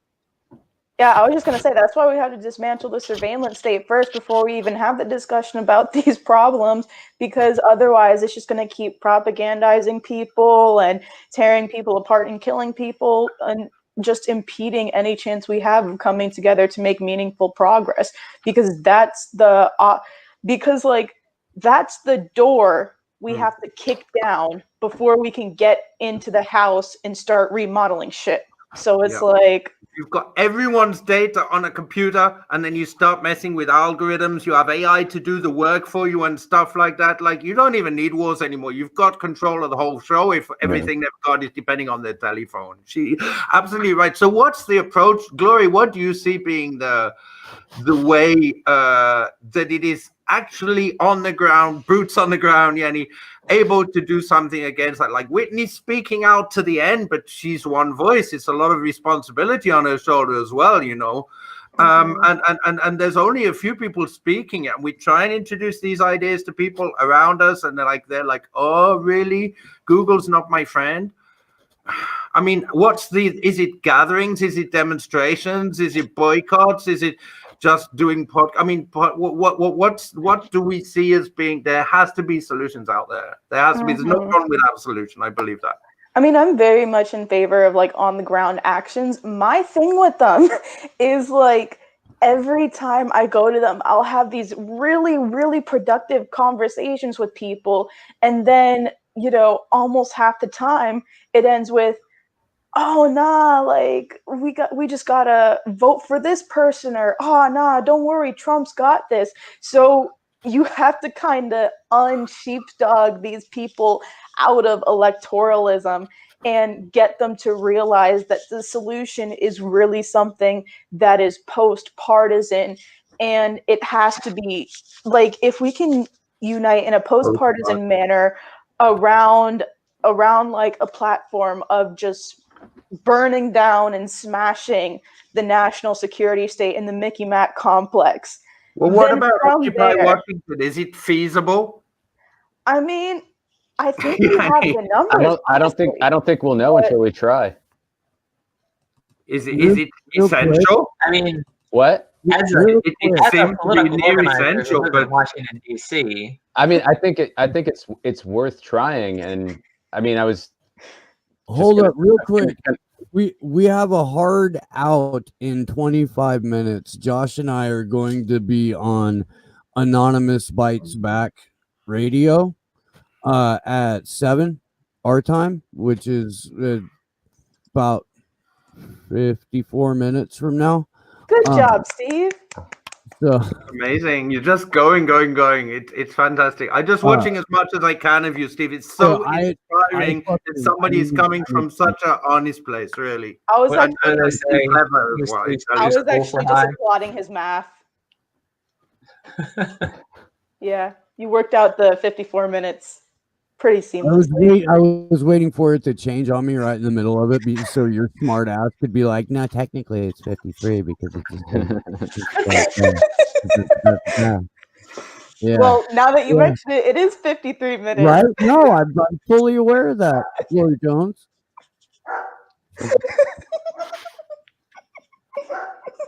I think Glory brings up a good point though when she talks about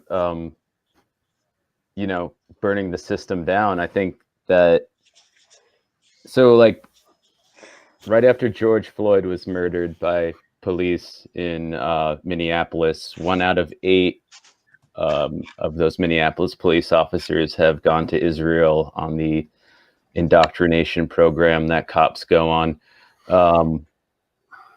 So that gives you, I think, a bit of an idea. George Floyd, as to why the guy who killed him. Yeah, Derek Chauvin. It's it's like you're watching somebody being murdered on Shuhada Street in Jericho, right?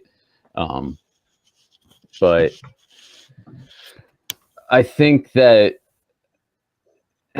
I don't know, and I really haven't had anybody jump on board with me with regard to this, and I understand why, because it is a very it's a tough topic, but I think we have to start thinking about armed struggle against these governments. I don't think that pacifism is going to get us much of anywhere anymore. And I'm not saying, I've said this before, I'm not saying you walk up to, cops and just shoot them. I'm saying when you have NYPD police SUVs driving into crowds in Columbus Circle, why shouldn't we be allowed to defend ourselves with some sort of weaponry that's going to prevent that?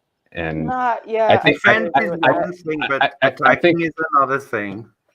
I think looking to the what the weather and the media got the narrative as you being bad guys. Like Iceland, they changed the government by all sitting down and banging pots and pans and not moving to the government. The bankers were gone. The West will not report it. Tel Aviv, they had a 14th of the population, 250,000 people on the streets saying no. It didn't get touched by the media, and the army dispersed it. They could have got rid of the Knesset. Yeah, I believe the peaceful demonstrations are the thing they are most afraid of. And the reason the Black Lives Matter was in their hands and supported by them is, first of all, it's a polarized thing. It's not like everybody against the fucking 0.1%, which is what it should be. And at the same time, Yanni, the media controls the narrative. They control the outcome, so they could show extremist here, extremist here. So they're going to make you an extremist, and the population are going to be scared of you. You're going to be the bad guys. They're not going to come out on the streets. I guess in Iceland, the point of flip was when the police joined in. Yeah. Well, no, what the U.S. ruling class is afraid of is angry black people with guns. Okay? I mean, let's talk about the effort they put into destroying the Black Panther Party, okay? Yeah. Let's talk about the Black Liberation Army. Let's talk about the effort that they have put in for the past 50 years to make sure that no political organization is able to present an effective alternative to the U.S. imperialist system. They have no, that's where they whip out all of the dirty tricks. That's where they go in and they shoot Fred Hampton while he's fucking sleeping on sleeping pills, okay? That's when they play their dirtiest, is when they are next to his pregnant wife. Create a power separate from the U.S. government. And what they're most afraid of is the thing that is most dangerous to them. They're not afraid of peaceful organizing. It's like Alex was saying earlier. Gandhi's not the one who got the British out of India. It was the threat that all of the Indians were going to turn their guns on the British. No, but in Iceland, the entire population got them out because they were sick and tired of it. And people have to realize why they should be sick and tired of it, but that's so slow. But they changed the government. They didn't change the state. The state is what maintains the entire government amongst themselves. And they got rid of the banking deals with the international banks and everything. They cleaned it up for a while. But that's just one society. That's just one society. Steve, can I ask for I can have a grievance? Yeah. So here's and here's how we're gonna do it because we got slightly less than 20 minutes now. Your grievance, and then bow out of the stream, and we'll just kind of go from there, where you either give people where they can find you or what your grievance is, and then you close out so that we can maybe get out of here on time so that I can eat before I sit back down with a bunch of anonymous fucks for like God knows how long. But let us have the link so we can watch you. Well, of course. Okay, what I want to say is that I feel that sometimes, look, I'm not saying the answer, but staying close to some of the Epstein people and also being aware of some of the stuff that I've been aware of before. I got dreams and stuff, and I saw that there is a key there to people actually understanding how things work is possible to make a difference in some way. Now, how much, I don't know, but what I would say is that a few years ago, I've tried to drop this video to you guys a few times, and I'll put it again. There's a guy called Ronald Bernard. Has anybody ever seen Ronald Bernard? No.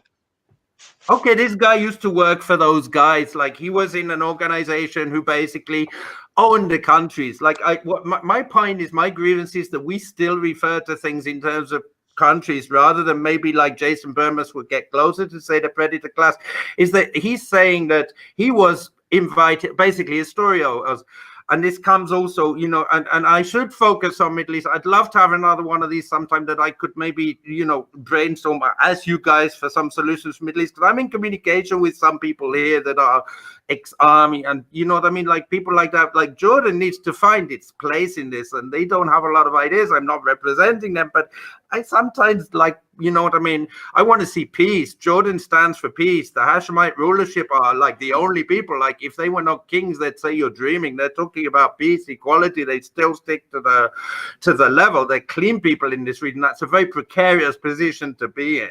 So I'd love to have a chance to listen to you guys sometime, ideas about what is possible here. But I wanted to say the way that we talk about things. Okay, this guy was like asked to sacrifice a child to go to the next level. And I believe him. When I first saw it, I was like, either he's totally bullshitting or he's completely real. Now I'm like, I believe everything he said he experienced. A couple of the conclusions he came to, I don't.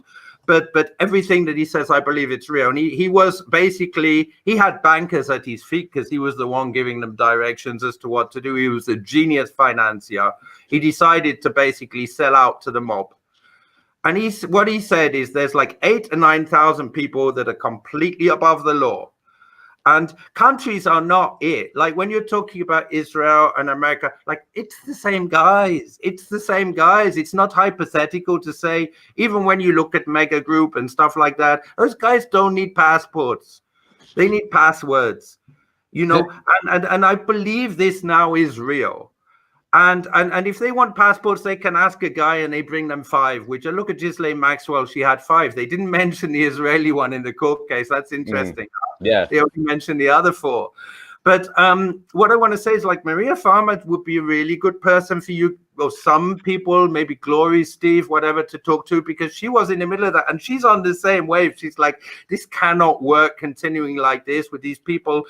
Or like, intelligence agencies do not work for countries. Countries work for those guys that intelligence agencies are the operative arms of. There's not the arms deals is like Adnan Khashoggi was dealing with arms between Israel, Saudi Arabia, America. Israel managed to get the nuclear weapons out of, you know, America, and then Mordechai Vanunu, Robert Maxwell stopped him, and then the Maxwell's nephew is on Libya Foreign Policy Board, and now Maxwell's sisters are running the, like Steve was talking with Whitney about it. One of the most amazing videos I've seen. I've tried to share with a few people about the history of their family. So the way, what I'm trying to say is that billionaire deals do not happen with like sign a contract and go and see the secretary and go and see the guy. Like, they are seeing things in another way. And sometimes to understand how they are seeing things helps to understand the psyop of how they are presented to most of the people.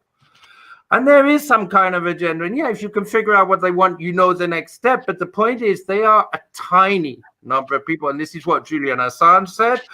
The majority of people do not want wars. The media sells those wars. If we didn't have bad media, we wouldn't have wars. And this is what Ronald Bernard is saying as well. It's very interesting that, you know, they take time to listen. It's well worth it. I learn every time I listen. So he's saying as well that these are a tiny number of people, that we are 7.8 billion people. The time to get that information out for people to see how to bring that into their, I believe we all have a bit of the solution. Like, us thinking together as equals is powerful, and it's like a candle. And when enough candles are lit, everybody can see. But I don't believe there's any difference between who runs Israel, who runs America, who runs the UK, who runs the Swiss banks. I don't know if there's a difference between the dollar and the yen at the end of the day. Chinese is such a fucking difficult language. It's hard to know. I believe they have people in Iran. I believe they don't like Iran because they wouldn't, like all those 7 countries that Wesley Clark mentioned, they didn't want to give up. That's why Rumsfeld wanted those 7 countries, is those 7 countries were not playing. They couldn't have people inside that would say, we have the whole system. Yeah. So the point is, like, they're bad. And most people are good. Most people believe, even if they're in a malfunctional position within their administration, and the system is not working, you know what I mean? If they saw something better, if they believed something better was possible, if they'd ever been to the Amazon or sat in a rainbow gathering or something like that, they'd have idea that it is possible to just change these things and do them in a better way. Most people want things to work better than they do. Even if they're capitalizing of it, doesn't make them evil. That's what they've been conditioned. If they see there is a better word possible, there's a good part. And I would guess that, I think the dream I had about Netanyahu, and Steve, like, we were like chatting with him, and he was actually like receiving. Sorry, those don't sound like dreams. They sound like nightmares. No, but the point was, he was not on, you know, he was not agreeing, but he got something for the fact that he had not come across those views before. What I want to say is, like, there's always a part of somebody which is the same as you, and there's always a part of shared good intention. And if you don't focus on the difference and define and label and stuff, but you just focus on that, what you have in common, then that kind of amplifies just by the fact that you're communicating about it. It gives it a space to feel home. And I don't know, that's just a few thoughts, but I do think that we talk about things in political paradigms in the way they're being presented, but maybe that's part of their game. Is that people believe those ideas, that there is the UK and there's this and this and this and this. And for those guys, they just fuck with those as chess pieces. And they are the people who decide, okay, now we're going to war with Iran. Now we're going to say the false flag that Iran hacked the nuclear facility or something like that, whatever. And I seriously believe that if the Iraq war would not have happened, if people were aware of what was actually going on, and 9/11 spun people around so much they could get away with anything. And this COVID has spun people out so much they can get away with anything. And people have to be very sharp to stop what they want next, which is a war with Iran. And I believe that we have a gap time that we can stop the war with Iran. I do believe it's possible that we have a chance because we're so aware of how the war with Iraq was not right. We can stop the war with Iran. But how to do that? Where's the effective use of time and collective energy and methodology and things like that? I think it's important because you go to war with Iran, you have a war with Russia, you know what I mean? Like, this is really important. We have to find the bridges between where most people, sometimes something happens. Like Saudi prince just went and said to Israel, you're full of shit. You kill who you want. You've got nuclear weapons. You don't behave. We don't want to cooperate with you. And I believe because they fucking kidding me? A fucking puppet. They put him there because that's what King Salman is actually thinking now, and that's hope. And Imran Khan went to the King of Saudi Arabia, and he went to the King of Iran, and he said, "Some people want you to fight, but it's not you and not you, so don't do it." Yeah. No. And no, I just to add to that really quickly, I think when it comes to the US's, I hate this fucking term, but like saber rattling against Iran, they don't. Again, going back to the. I just want to make it perfectly clear that the stream is getting killed in 9 minutes. Okay, so I'll make this quick. Thank you anyway. I'll make this quick. It'll be less than a minute. Americans don't have a grasp on history, and they don't remember even back to 1979 when the Iranian Revolution happened and how tenacious Iranians are. Iranians. So you hear about the 444-day hostage crisis, right? Those people were like mostly fucking spooks. And there were Iranian college students who occupied that embassy and pieced back together shredded pieces of these CIA documents, because that's what it basically was. It was a CIA fucking outpost in Iran. And then you look at how, tenacious Iran was fighting Iraq for 8 years, and all that's forgotten. And I think like the U.S. is just walking itself into a death trap if it tries to go to war with Iran. So, maybe not maybe, but Americans should read more history. Go, son. Can I have to go. Okay. I'll just say that my grievances can be heard even further on Sunday when I join Jesse and Misty. Yes. On the ground. Hell yeah. So I'll be on there on Sunday to talk about Tulsi Gabbard's new bullshit bill that attacks trans women. Yep. So you come hear me rant about that heinous bullshit. So yeah. It won't be live, but it'll go live, so to speak, in the afternoon. So right, it'll go up that day. So take a look out for that. Awesome. Not tune in, but I guess look for it. Yeah. Have you seen the video of Jeremy Roth-Krushel chasing Tulsi Gabbard and said, "What do you think about the Pentagon being on an Israeli cloud server, the Pentagon cloud server being run by an Israeli company? Do you have any comment on that?" She's like, "I don't talk about this subject." Wait, I thought they were on Amazon server. Well, I guess Amazon is Israel now. Can I go next? Because I got to jump out. Oh, yeah. Take care, Morgan. All right. See you guys later. Thank you, Morgan. See you on Sunday. See you Sunday. Final thought from me is that if you want to understand 2020, understand that capitalism is a system which can make a profit from your impoverishment and misery. We've been sold an idea that capitalism's taken us forward, but it is now heavily invested in taking people in Britain and the United States, along with everyone else in the world, backwards to the point where they can make more money out of us. And that's the key to understanding 2020.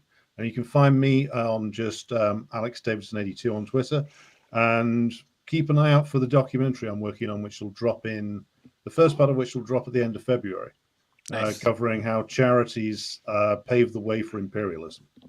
Until then, Merry Christmas, one and all. Thank you so may much. whatever deity or non-deity you believe in shower you with great things, be they alcoholic or herbal in nature. Have a good one, Alex. Take care, Alex. Wait, what if there is the end of my application for the job of Archbishop of Canterbury? You got it. I'm just gonna pretend like you included Adios. I mean, oh yeah, and counts. mushrooms for Steve. Thanks so much, Alex. I appreciate you coming on, man. This has been great. Is this where I do my scuffed outro now, or? I can go first. Yeah. I don't care who goes first. It's fucking. All right. Thank you very much for having me on, Steve.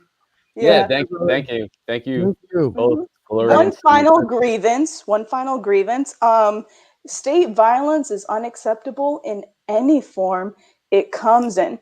So when I see these independent people, coming along with the Proud Boys at the Stop the Count rallies, listen, I have great conversations with these people about fighting the oligarchy and election integrity, but don't you fucking dare cheer on someone getting arrested just because they're Antifa or just because you don't like them. I know who I'm talking to. I'm talking to the anonymous Proud Boy people I saw in Jason Burmis's protest stream. Because that shit is unacceptable. I don't care who you are. We don't cheer on state violence. We don't cheer on the surveillance state. And I'm going to make that very clear. And I have made that very clear on the ground as well. And quite frankly, it's a major grievance of mine that it took your guy getting screwed to finally get out on the ground in a anti-establishment manner. Because, I was hoping back during the George Floyd protest that, an anti-police could be something as a catalyst for a bigger movement, but it hasn't proven to be. So here we are. America's a gun culture, guns kill. Is there a way to have a self-defensive thing which actually just tranquilizes the person and puts them to sleep? Because that's something I was thinking for quite a while, self-defense. I mean, I think that's a valid question, but I think a better question, I mean, not to usurp you, is do we really want police? Do we really want politicians? Do we want people ostensibly making decisions for us? And I think this is a conversation we need to have. Do we want this system?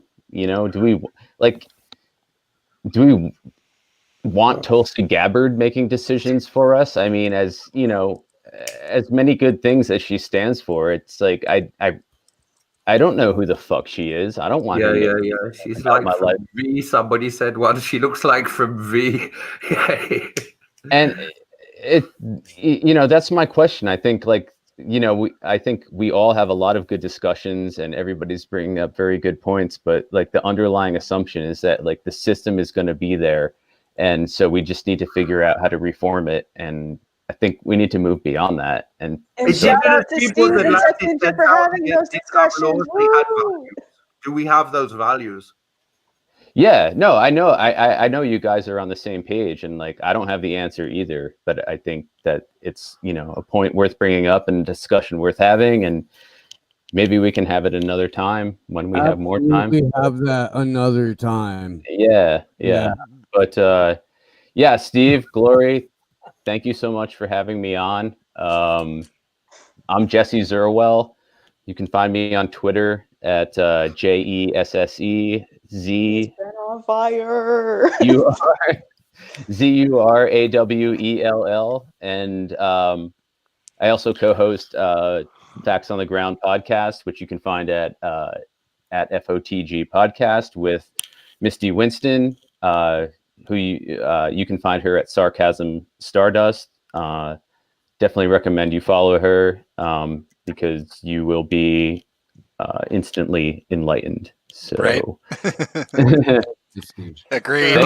Thanks, Jesse. On Twitter, and you can find me, Jesse, at JCat. Okay. But people who got me banned just as soon as I got back on said, "We got you banned," and they're trolls. But anyway, you can find me JCat. I think ZJCat7. If you want to Twitter, I'm not sure where I go with Twitter now. After that, I'm depressed about it. But I'll definitely link up with you. So yeah, Steve, Glory, Yeah.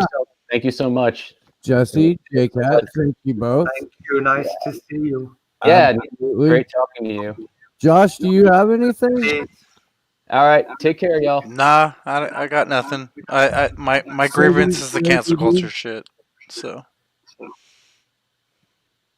All right. Steve, Josh, you guys are the best. Love you, Glory. I got a smile out of him, guys. Glory, happy Festivus. Happy Festivus, Glory. Merry whatever the fuck it is you celebrate. Get right there in it. Merry douche. Yellow ribbons for Assange. It's Merry douche cunt miss. Join us over at Anonymous Bites back in like a half an hour. We're gonna have a whole bunch of fun. Thanks everybody for hanging out for this. Thank you to everyone who participated in what I hope will be a Festivus tradition. Sunday, Tedros Freakamariam will be joining us. I hope I'm not murdering his name. I really do. Yeah, you did it good this time. All right. Word. That's gonna be fucking awesome, dude. I can't wait. I'm stoked. Yeah. Big stuff coming up. Action for Assange will be in Washington, D.C., January 3rd and 4th, holding events around the reading of the decision in his extraordinary rendition. We're hoping it's a celebration rather than a protest, but you know, we're prepared to protest. Those are going to be fantastic. If you live anywhere near the Washington D.C. area, please come out and see us. Thank you to everybody who donated to the GoFundMe. Help make it possible. You guys fucking rock. Thank everyone who's watching right now. We love you guys. Have Merry Christmas. Have whatever it is. SlowNewsDayShow.com. SlowNewsDayShow.com. There's also a Discord. And yeah, I fucking love you guys. Good luck to us all.